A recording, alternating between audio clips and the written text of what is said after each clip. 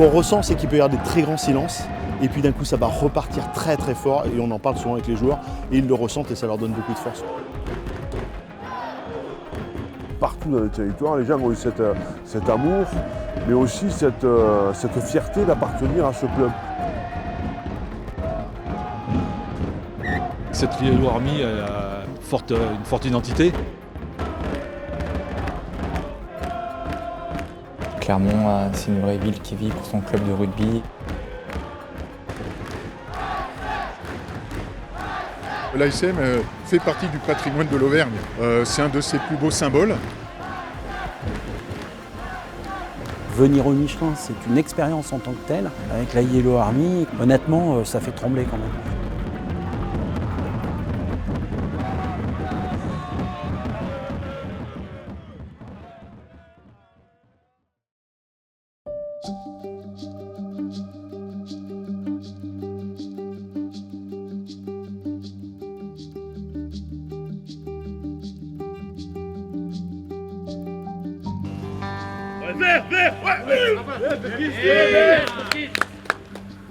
Partout où tu te déplaces dans le territoire, même au plus profond de l'Auvergne, les gens aiment l'ASM. Ils n'aiment pas le rugby à Clermont, ils aiment l'ASM, quoi. Et ça, je trouve que c'est un attachement que j'ai pas eu partout ailleurs, quoi. Et quand tu parles des gens, encore une fois, partout dans le territoire, les gens ont cet amour, mais aussi cette fierté d'appartenir à ce club. Parce que c'est leur ASM, quoi. En réalité, l'ASM, c'est notre identité. Quand je vais à l'international, ou même quand je me déplace en France, et que vous dites que vous êtes maire de Clermont, dans la trilogie qui revient assez vite, il y a Michelin, l'ASM et le Festival du court-métrage. Donc l'ASM, ça fait partie des trois piliers identitaires en fait, de notre territoire. En définitive, de Clermont-Ferrand, bon, c'est une ville, mais après, toute l'Auvergne s'identifie à notre club quand même. Il y a beaucoup, même jusque dans le Cantal, dans l'Allier, il y a des gens qui viennent. Donc c'est l'Auvergne en grand, quoi. Nous, on a des amis avec Christian là, qui viennent du Jura. Ils viennent à chaque match, du Jura. Hein. Il semblerait qu'on irait jusqu'à la hauteur de Saint-Étienne, parce que Saint-Étienne, bon, avec Lyon, il y a toujours le rival, donc ils viendraient plus de ce côté que d'aller à Lyon.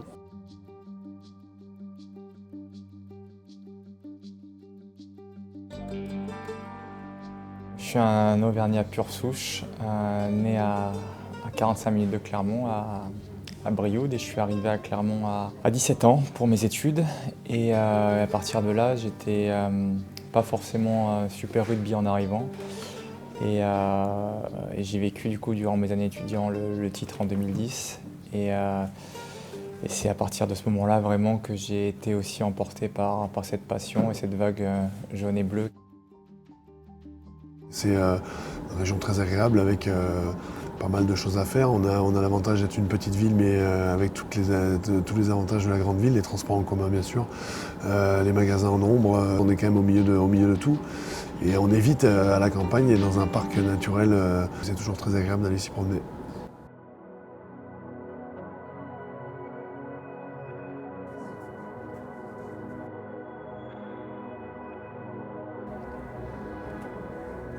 C'est une expérience où on a mis beaucoup d'anciens maillots, où on a mis aussi le bouclier qu'on a gagné 2 fois, qu'ils ont gagné 2 fois, parce que moi je n'ai jamais gagné.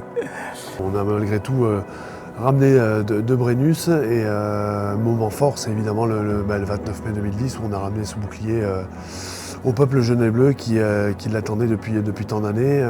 Non seulement au peuple, mais aussi je pense à tous les joueurs et les anciens joueurs qui sont passés par ce club et qui ont couru après ce trophée et qui l'ont juste caressé des yeux, mais qui ne l'ont pas ramené. Donc voilà, c'était aussi pour eux. 2010 a été un tournant important dans l'histoire de ce club, qui est resté sur 10 défaites en finale quand même depuis 1936. Donc ça commençait un peu à peser et chaque finale était presque vécue comme une souffrance. C'est le plus beau titre celui-là. Il y a eu 2017 après, mais le 2010 c'est le plus beau. En 2017, c'est une joie absolument immense. Je rappelle que le match contre Toulon, ça se finit au dernier moment quasiment. Pour une fois, on avait cassé le malaise des dernières minutes. Le lendemain, il y avait 35 000 personnes sur la place de Jaude. Donc c'était un moment magique dans ma vie de maire, peut-être l'un des plus beaux. Parce qu'on parle d'un club historique. Hein. On parle d'un club qui a largement dominé le top 14 de la Coupe d'Europe pendant des années.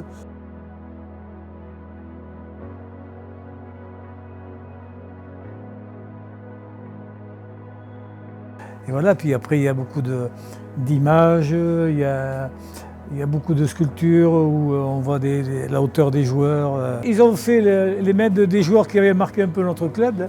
Il y a Morgan Parra, il y a Vamaina, il y a Bernard Chevalier qui a été un grand deuxième ligne, mais qui a joué dans les années 50-60, qui avait des grandes mains aussi. Là, c'est le président de club.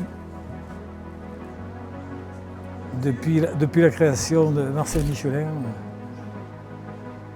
C'est un monsieur qui a créé le club, qui était un frère de Michelin, bien sûr, et qui s'occupait beaucoup de sport, et c'est lui qui a créé l'ASM. Voilà. Et ça portait son nom quand il est mort en déportation en 1940. Alors là j'y suis. Là. Je suis arrivé ici en 68, j'ai été joueur jusqu'en 81. Bon, l'époque, si vous voulez, déjà on était amateurs, donc il y avait les trois quarts de l'équipe qui travaillaient chez Michelin. Moi j'étais commerçant, mais enfin, oui, les trois quarts de l'équipe travaillaient chez Michelin, si vous voulez. Et disons, c'était un club déjà qui était... avec Michelin, on était un peu en avance, si vous voulez. Déjà, pour les entraînements, on avait nos maillots qui étaient préparés avec les shorts, les chaussettes. On pouvait prendre le sauna, on avait une piscine qui était gérée, bien sûr, par la maison Michelin. Donc, si vous voulez, on avait beaucoup d'avance sur les autres clubs. Un jour, François Michelin m'avait dit que quand l'ASM marchait bien, les ouvriers travaillaient bien aussi. Alors, c'est pas que les ouvriers, c'est tout le monde. Je peux vous dire que le lundi matin, alors moi je ne suis pas tous les lundis à l'usine, j'y vais beaucoup moins souvent que ça, mais en tout cas je suis au siège, place des Carmes, et le lundi matin, dans les couloirs, dans les bureaux, si on a gagné, tout de suite, les gens arrivent avec la banane, le sourire, bravo. Donc ça a un vrai impact, c'est vrai, sur le moral des gens qui travaillent chez Michelin, mais tout simplement sur le moral des Auvergnats, que ce soit à Clermont ou au-delà de Clermont. Et vous demandez aux restaurateurs, vous demandez à plein de gens qui vivent en Auvergne, les résultats de l'ASM, je dirais, dicte le moral des gens un peu partout en Auvergne. Sans Michelin, Clermont-Ferrand ne serait pas cette ville d'aujourd'hui d'environ 150 000 habitants, d'une métropole de 300 000, avec 45 000 étudiants, 6 000 chercheurs. Et donc, le lien de tous les Clermontois ont un lien avec Michelin, et donc a fortiori avec l'ASM. Quand je jouais contre Clermont, et notamment avec toutes les équipes avec lesquelles je jouais, il y avait un point qui était essentiel pour moi, c'était celle du travail.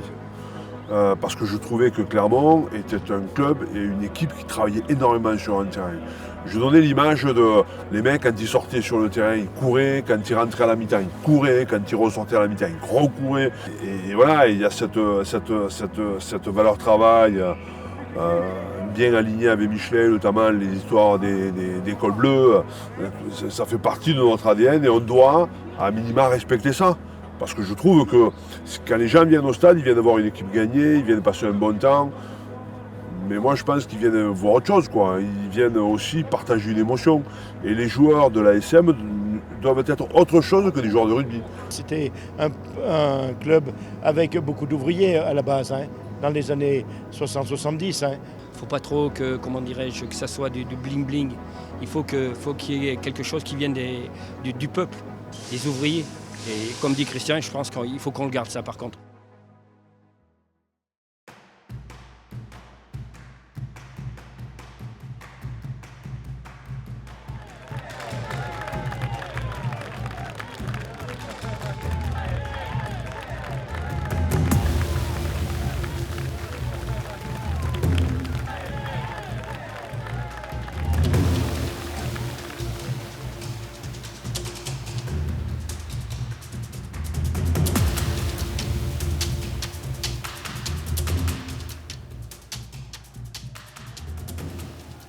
C'est justement qu'il y a de la ferveur et que les mecs aiment jouer au Michelin, quoi. D'ailleurs, mais c'est pas d'aujourd'hui, hein. C'est pas notre histoire à nous. C'est vieux comme le monde. C'est très très dur de jouer Clermont au Michelin. J'ai la chance d'être moi je dis toujours, dans deux chaudrons. J'ai eu la chance d'animer pendant 20 ans à l'AS Saint-Étienne et à l'ASM depuis 17 ans. Et je me dis que j'ai peut-être les deux plus beaux publics de France. Voilà, et puis l'animation. Moi j'ai la chance de ne pas trop animer les tribunes puisqu'on a des supporters qui s'en chargent eux-mêmes. Voilà, je les accompagne, mais je ne suis pas un chanteur et je ne suis pas là pour animer les tribunes. Quand on joue, il faut sentir les mêlées, il faut sentir les tambours, etc. C'est un petit chaudron, hein, c'est comme à Saint-Étienne, hein, exactement pareil. Hein. Alors, le plus qu'on le voit, c'est quand on est en Coupe d'Europe. En Coupe d'Europe, quand on reçoit des grosses équipes. C'est vrai que nous, on pousse derrière. Ouais, là vraiment, on a les poils sur les... Ouais, c'est chouette. Moi, je trouve que c'est un frémissement. On est des sprinteurs des pesages, donc voilà. C'est assez logique, on arrive à l'avance, on court dès que ça ouvre, donc les sprinteurs des pesages. On veut systématiquement cette place, donc en pesage, le truc c'est que voilà, on paye une place, mais tout autour du stade, donc les places après sont premier arrivé, premier servi. Donc. Et puis on cherche un peu le banc de l'équipe adverse à chaque fois, dans cet esprit rugby, voilà, chamaillerie. Qui est plutôt très sympa. On se doit d'être là parce que si on le fait pas, ça va se perdre. Donc on est jeune et il faut continuer pour que ça suive dans le temps après.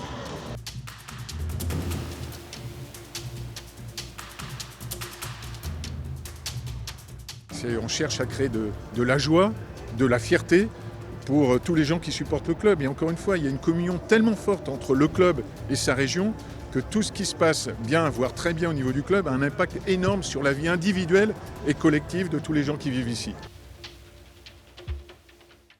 Le public ici est formidable. Mon ami Christian, là, que je connais depuis 30 ans au moins, m'invite avant match à boire une bière. C'est une tradition. Et moi, je l'invite à Castres et il participe à la réception avec les dirigeants. C'est une façon de cultiver des relations entre clubs et avec les supporters qui me plaît beaucoup et c'est vraiment l'essence du rugby. C'est comme un frère presque.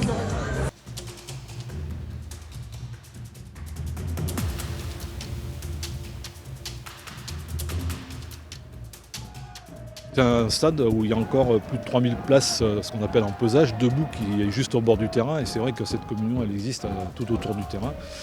Et, je ne pense pas qu'il y ait beaucoup de stades où on puisse se mettre debout et suivre le match au ras de la pelouse et debout derrière les mains courantes.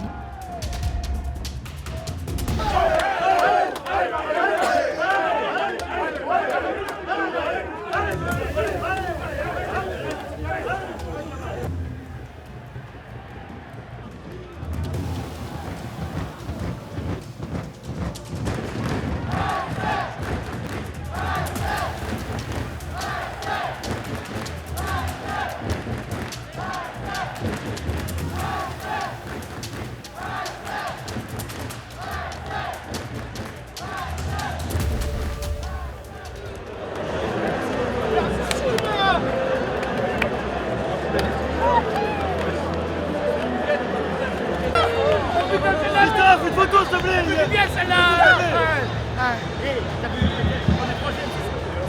Et tout leur faire ce soir. Celle-là elle fait plaisir, il fallait le bonus là. On a fait une très belle deuxième mi-temps. Le score est peut-être un peu sévère, mais il fallait le bonus et pour le moment on est troisième. Faut que tout leur perde ce soir. Allez les jaunes. Putain.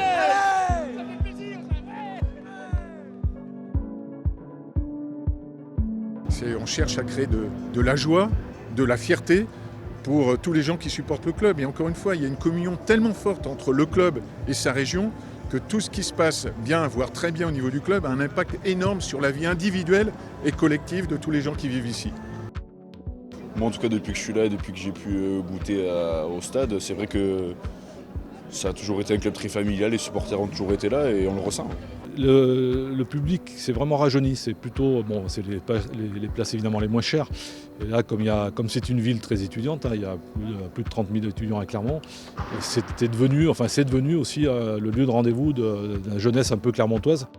C'est vraiment un climat bon enfant.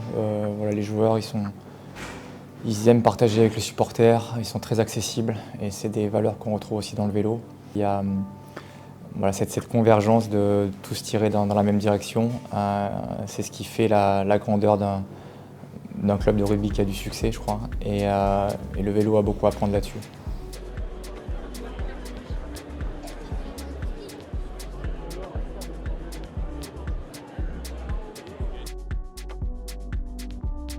C'est une spécialité d'ici, oui. Il y a une pachade, c'est une crêpe, avec un petit peu de tome. On rajoute un peu de truffade, on ferme le tout, on met une sauce du chef, surprise, on ne dit pas ce qu'il y a dedans, et avec un petit peu d'oignon frit. Et voilà, et c'est un régal.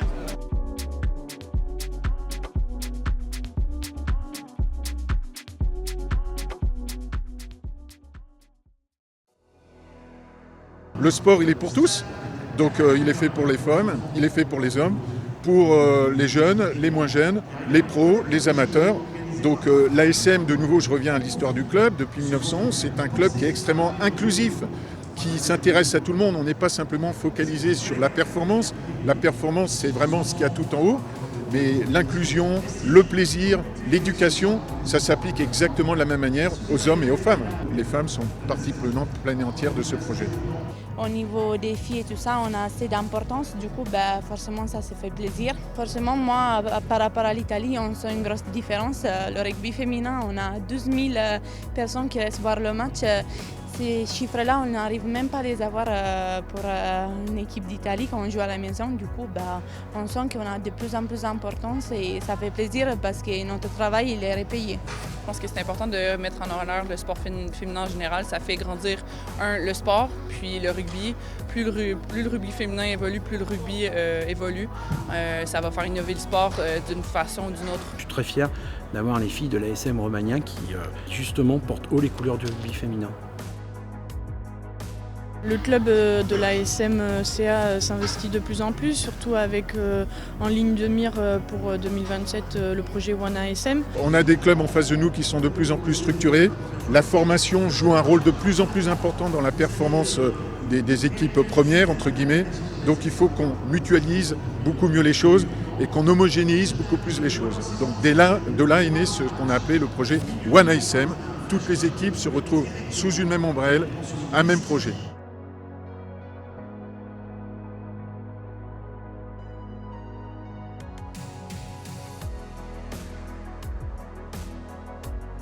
Comme on dit dans le jargon, c'est remettre un peu l'église au milieu du village, donc c'est un peu notre rôle aujourd'hui. Et une fois qu'on aura remis les choses en place, c'est de performer. Bon, je crois que cette année-là, on a fait de bons résultats. On va être assez compétitif, peut-être pas encore cette année, mais dans les années à venir, on va être compétitif. On est sur la bonne pente. Je trouve qu'aujourd'hui, ce qu'on fait, ça me plaît, notamment dans nos chemins d'entraînement. On est sur le bon chemin. Mais on est encore que sur le début du chemin.